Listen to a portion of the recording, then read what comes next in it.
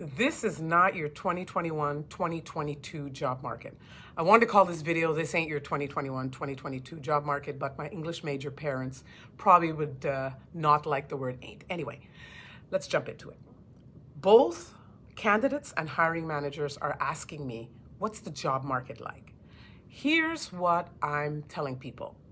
So a year ago, even a year ago, it was very much a solid candidate market where candidates, especially good ones, could name their price and their conditions. They could say, I want to work 5 days remote. I'm looking for this minimum salary.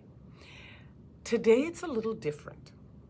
So it's not a hiring manager or an employer market where the employer is 100% in command, but it is a little bit more balanced. So what I'm seeing is hiring managers have a checklist, and they are not willing to look at candidates that don't have at least 80% of that checklist.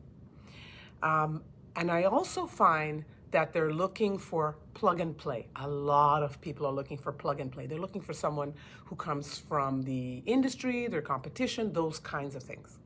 So if you're looking for a job and you fit 5 out of the 10 checklists, you probably will not be getting called for an interview.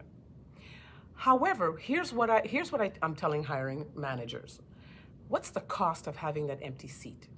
If you want to dig in and hold out for that candidate that has everything that you need, how long are you willing to wait, and what's the cost to do that?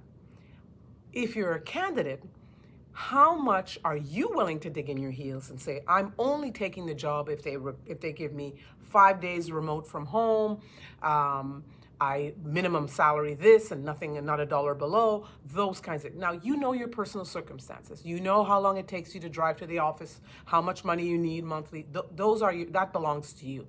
However, are there things that you could lower your expectations? Are there things that you can put as a list that says, I must have, and it's a nice to have? Same thing on the hiring manager side. What are the must-haves and what are the nice-to-haves? I think both people can meet somewhere in the middle, but both people have to look at what they bring to the table as an employer, as an employee. And if you're looking for a job, consider modifying your resume and tailor make it for the job. I am not saying make up facts on your resume. I'm saying make sure that the stuff that you bring to the table bubbles to the top on your resume, and I can see right away that you really do have the experience and transferable skills needed for that role. So both people need to maybe change it up a bit, their expectations, but the market is not what it was last year. So you need to modify what you're looking for, how you're looking for it. I'm Dawn Williams. I can reach on LinkedIn and on Twitter. Happy selling.